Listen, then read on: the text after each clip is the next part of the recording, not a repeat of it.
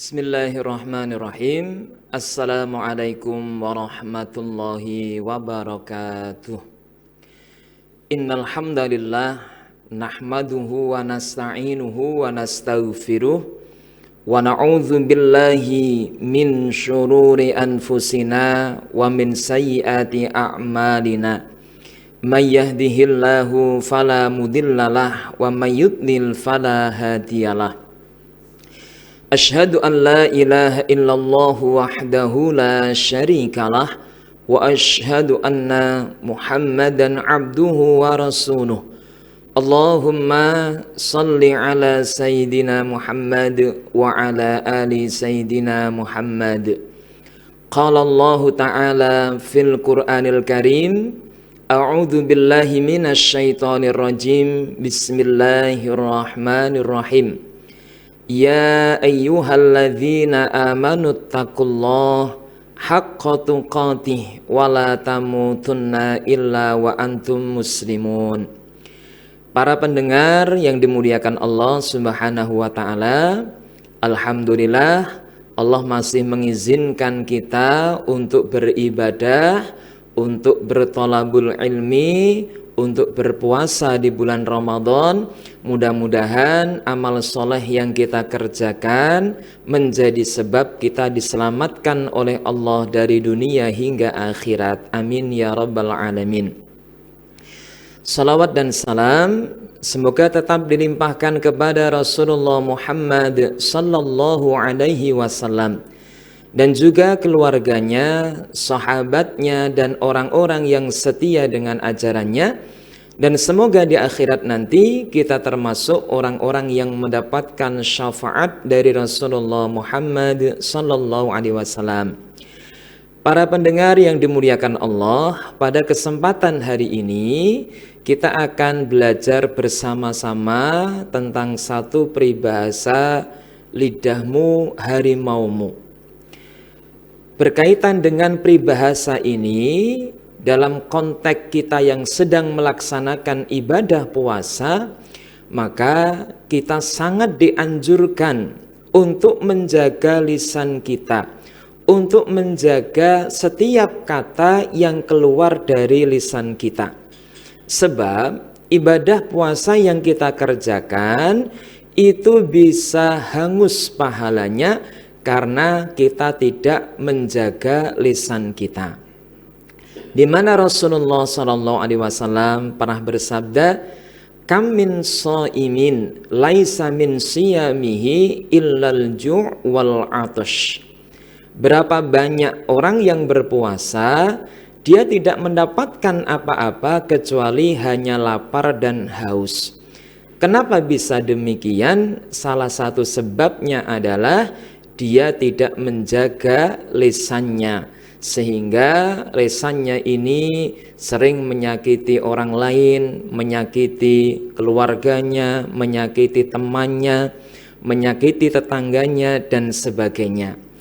Maka dari itu, dalam sebuah riwayat juga disebutkan, ketika seseorang tidak mampu meninggalkan perkataan-perkataan yang tidak bermanfaat, tidak berguna, maka Allah tidak butuh dengan puasanya, ya. Meskipun memang Allah tidak butuh ibadah kita, tapi yang kita butuhkan justru adalah ridha Allah Subhanahu wa ta'ala. Lalu apa saja bentuk-bentuk dari seseorang itu yang melakukan dosa dengan lisannya? Misal, kalau kita membaca surat Al-Hujurat, Allah Subhanahu wa ta'ala berfirman, A'udzu billahi minasy syaithanir rajim. Bismillahirrahmanirrahim. Ya ayyuhalladzina amanu la yaskhar qaumun min qaumin asa ayyakunu khairam minhum wala nisaun min nisa'in asa ayyakunna khairan minhunna wala talmizu anfusakum wala tanabazu bil alqab bi'salismul fusuku ba'dal iman. Yang artinya kurang lebih, wahai orang yang beriman, janganlah suatu kaum itu merendahkan, menghina kaum yang lain.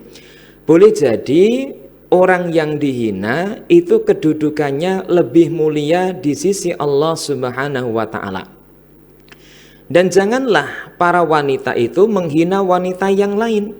Boleh jadi wanita yang dihina itu lebih baik kedudukannya di sisi Allah Subhanahu wa taala. Dan janganlah kalian mencela diri kalian sendiri, dan janganlah kalian saling memberi julukan yang buruk. Para hadirin yang dimuliakan Allah Subhanahu wa taala, bagaimana contoh konkretnya seseorang itu merendahkan orang lain, misalnya dengan membulinya atau mencela fisiknya, mungkin warna kulitnya, bentuk rambutnya, bentuk tubuhnya, dan sebagainya. Karena pada dasarnya kita tidak punya hak untuk menghina orang lain, untuk membuli orang lain. Seburuk-buruk apapun fisik orang lain dalam pandangan kita, itu adalah karya Allah. Ketika kita menghina orang lain, hakikatnya kita menghina Allah Subhanahu wa taala. Dan Allah itu tidak menjadikan fisik sebagai ukuran kemuliaan di sisinya. Maka dari itu Rasulullah SAW pernah bersabda, Innallaha la yanzuru ila suwarikum wala ajsamikum walakinnallaha yanzuru ila qulubikum wa a'malikum. Sesungguhnya Allah tidak melihat bagaimana fisik kamu, bagaimana wajah kamu, dan bagaimana fisik kamu, apakah kulitmu hitam atau glowing atau dan sebagainya. Itu tidak akan menjadi ukuran kemuliaan di sisi Allah.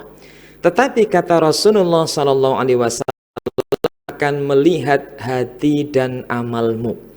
Maka ukuran baik dan buruk di sisi Allah itu bukan berapa sempurna fisikmu, tapi berapa baik hati dan amal perbuatanmu. Kemudian kita juga dilarang oleh Allah tidak boleh mencela dirimu sendiri. Maksudnya bagaimana? Apakah seseorang kemudian menjelek-jelekan dirinya sendiri? Tidak seperti itu. Misalnya kita menghina orang lain, lalu orang yang kita hina tidak terima, lalu dia ganti menghina kita. Itu kita disebut menghina diri kita sendiri. Atau kita menghina orang tua orang lain, kemudian teman yang kita hina itu, yang orang tuanya dihina, dia tidak terima, kemudian ganti menghina orang tua kita. Itu yang dimaksud dengan menghina atau mencela diri sendiri. Kemudian kita juga tidak boleh memberikan gelar-gelar atau lakob ya, atau kunyah, atau kalau bahasa Jawa ya paraban ya, paraban yang buruk kepada orang lain. Ini kita tidak boleh ya. Wala talmizu anfusakum wala tanabazu bil alqab. Kita tidak boleh memberikan paraban-paraban yang tidak baik kepada orang lain. Padahal biasanya paraban itu lebih buruk daripada nama aslinya. Kemudian contoh yang lain di mana Allah Subhanahu wa taala juga melarang kita, masih dalam surat Al-Hujurat, ya ayyuhalladzina amanu ijtanibu katsiran minadh-dhon inna ba'dadh-dhanni itsmun wala tajassasu wala yaktab ba'dukum ba'dha ila akhiril ayat. Wahai orang yang beriman, jauhilah oleh kalian banyak berprasangka atau suudzon. Kemudian kita juga dilarang wala tajassasu wala yaktab ba'dukum ba'dha. Jangan suka mencari-cari kekurangan orang lain dan jangan suka menggibah orang lain. Para pendengar yang dimuliakan Allah Subhanahu wa taala, di dalam ayat ini kita itu tidak boleh banyak bersuudzon ya. Bukan berarti kalau suudzonnya sedikit boleh, tidak juga demikian ya. Kenapa kita nggak boleh suudzon? Dalam sebuah hadis dikatakan, iyyakum wadh-dhon fa inna dhonna akdzabul hadits. jauhilah banyak berprasangka, sebab prasangka itu termasuk perkataan yang paling dusta. Ya, kadang-kadang ada orang silaturahim ke tempat kita, belum mengutarakan maksudnya sudah kita vonis, ya jenengan teko mengarep golek utangan yo. Nah, itu termasuk suudzon, ya. Jadi suudzon itu termasuk perkataan yang paling dusta. Biasanya kalau orang itu sudah suudzon di awal, sudah negative thinking, sudah punya prasangka yang tidak baik, biasanya akan diikuti dengan tajassus, dengan mencari-cari kekurangan orang lain. Para pendengar yang dimuliakan Allah, kita itu tidak perlu mencari kekurangan orang lain. Kalau orang yang pengen melihat kekurangan orang lain pasti sudah tampak, nggak perlu dicari-cari. Makanya sampai ada peribahasa yang mengatakan gajah di pelupuk mata tidak kelihatan, tapi semut di seberang lautan tampak. Ini adalah gambaran yang mana orang itu akan lebih peka dengan kekurangan, dengan kesalahan yang dilakukan oleh orang lain. Tetapi justru dia lupa untuk mengintrospeksi diri sendiri, ya. Dia lupa bahwasanya kekurangannya itu juga banyak. Ya, inilah kadang-kadang kelemahan manusia secara umum seperti itu. Jika melihat orang lain sangat mudah mencari-cari kekurangan. Nah, setelah itu biasanya diikuti dengan menggibah, ya, kalau bahasa Jawa yang gelendengi, ngerasani, seperti itu. Akan tetapi para pendengar yang dimuliakan Allah, istilah ghibah, ya, dalam persepsi kita dan persepsi Rasul itu tampaknya sedikit berbeda. Kadang kita mengatakan orang itu ngerasani atau ngelendengi. Nah, biasanya membicarakan keburukan orang lain di belakang atau tidak didengar oleh yang bersangkutan.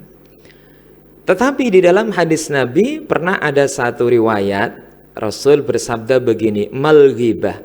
Apa yang dimaksud dengan ghibah itu?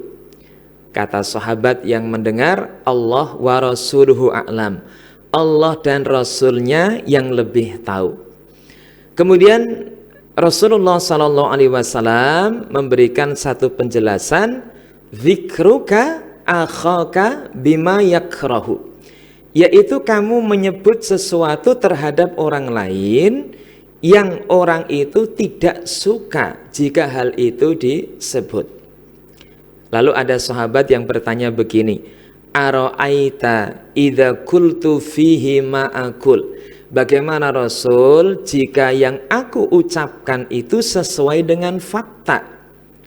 Kata Rasulullah SAW, jika yang kamu ucapkan sesuai dengan fakta, ya, idza qulta fihi ma taqul faqad igtabtahu, idza qulta fihi ma taqul faqad bahattahu.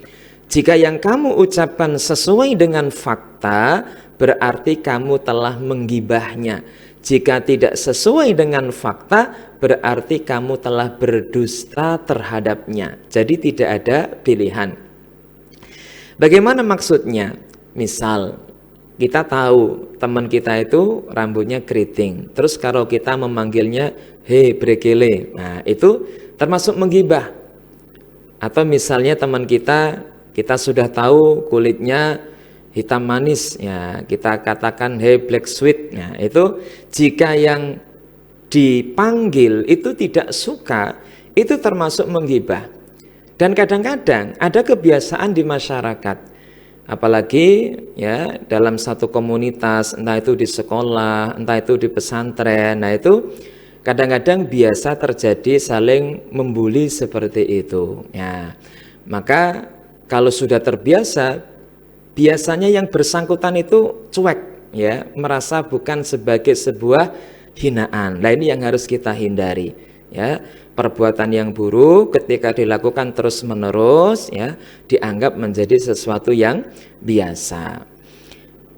Para pemirsa atau para pendengar yang dimuliakan Allah Subhanahu wa taala, maka seseorang yang mampu menjaga lisannya dengan baik, ya, ini sebenarnya menjadi parameter baik dan buruknya kualitas keislaman kita. Maka Nabi pernah memberikan satu nasihat, al-muslimu man salimal muslimuna min lisanihi wa yadihi. Muslim yang baik adalah ketika orang muslim yang lain selamat dari gangguan lisan dan tangannya. Maka selama lisan kita ini masih mudah menyakiti orang lain, masih mudah menyakiti teman sekitar kita, atau tangan kita sering jahil, ya, sering usil dengan orang-orang yang ada di sekitar, entah itu sifatnya ngeprank atau sebagainya, ini termasuk yang tidak baik, sebaiknya dihindari. Jadi parameter kita itu kualitas Islamnya baik atau tidak ketika kita mampu menjaga lisan dan tangan kita. Itu.